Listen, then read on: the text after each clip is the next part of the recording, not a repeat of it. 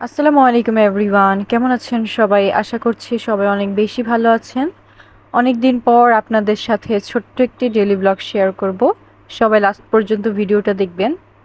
আজকে আমরা metro rail দিয়ে আগারগা বিমান বাহিনী জাদুঘরে গিয়েছিলাম। দুপুর ৩টায় বাসা থেকে রওনা দিয়েছিলাম। বাহিরে অনেক রোদ ছিল। ১ ঘন্টা জ্যাম ঠেলতে ঠেলতে আমরা মতিঝিল মেট্রো স্টেশনে পৌঁছাই। সেখানে টিকিট কাউন্টারে তো লম্বা লাইন ছিল। ২০ মিনিটের মতো দাঁড়িয়ে থেকে অবশেষে টিকিট হাতে পেয়ে যাই।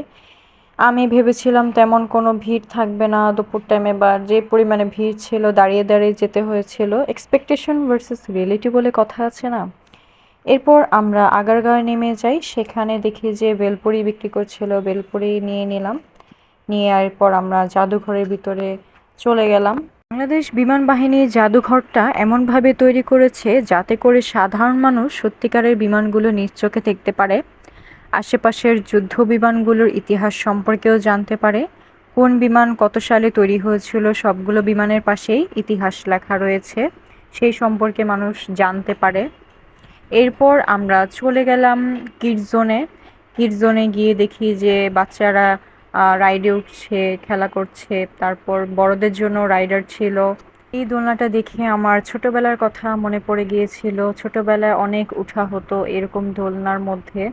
তো বড় হয়ে আর উঠা হয়নি। এরপর আমরা টিকিট কাউন্টারে গিয়ে টিকিট কেটে দোলনায় উঠে যাই। তো ফার্স্টে ভালোই লাগছিল, তারপর যখন উপরে উঠে গিয়েছিলাম তখন মানে মাথা ঘুরাচ্ছিল একদম।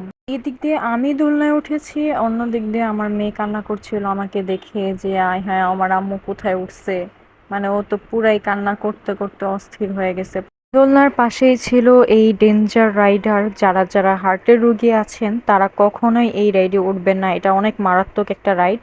আমি জীবনে একবার উঠছিলাম, সেটাই আমার প্রথম ওঠা আর সেটাই লাস্ট ওঠা। ভাই কানে ধরছি, আর জীবনে উঠবো না।